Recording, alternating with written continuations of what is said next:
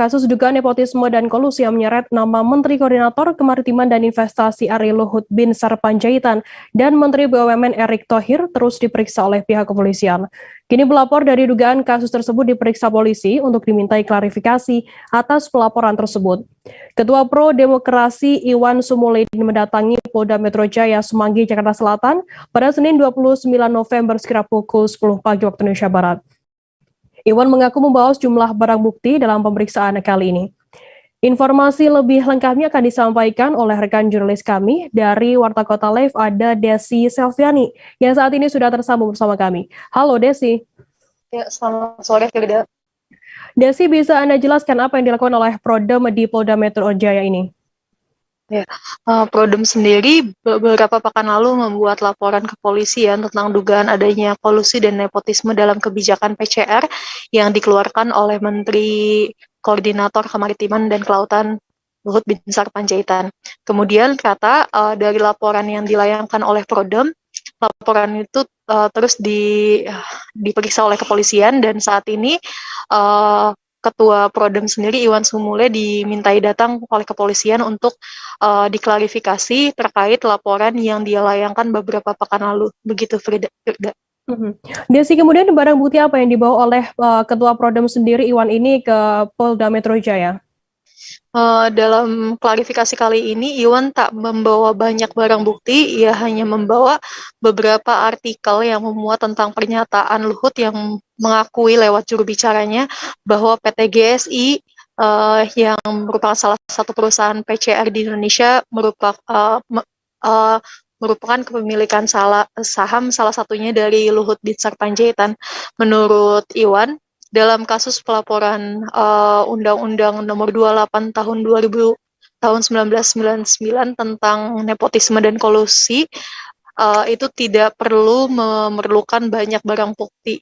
Dan menurutnya pernyataan Luhut saja yang mengakui bahwa PT GSI itu merupakan salah satu kepemilikan saham miliknya itu sudah menjadi cukup bukti untuk polisi menindaklanjuti pelaporan tersebut. Begitu, Firda. Desi, pasal apa yang disangkakan untuk Menteri BUMN dan juga Menteri Luhut Binsar Panjaitan ini?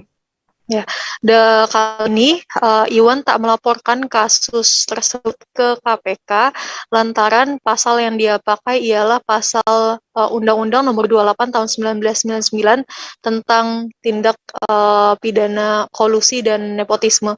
Maka itu dia layangkan pelaporan tersebut ke Polda Metro Jaya untuk ditindaklanjuti dengan adanya dugaan pelanggaran tersebut. Apabila dari kepolisian menaikkan penyelidikan itu menjadi penyidikan, maka Luhut Binsar Panjaitan atau Erick Thohir, Menteri BUMN, terancam pidana paling lama 12 tahun dan denda hingga 1 miliar rupiah. Seperti itu, Firda. Baik, terima kasih rekan jurnalis dari Warta Kota Live, Desi Selviani atas laporan Anda. Dan tadi Tribuners, Desi juga sudah menghimpun keterangan dari Ketua Prodem Iwan Sumule. Berikut liputannya untuk Anda. Pak, ini kenapa nggak dilaporin ke KPK, Pak? Kenapa ke polisi? Kita tidak melaporkan soal korupsinya. Yang kami laporkan adalah, tadi saya ulangi lagi, dugaan pelanggaran pidana kolusi dan nepotisme sebagaimana yang diatur dalam Undang-Undang Nomor 28 tahun 99. Nah, di situ jelas bahwa kolusi dan nepotisme adalah perbuatan melawan hukum yang ada sanksi pidananya. Jelas diatur di situ dan tegas. Nah, kan siapa saja yang dimaksud dengan penyelenggara negara atau pejabat negara. Salah satu di angka 3 disebutkan menteri.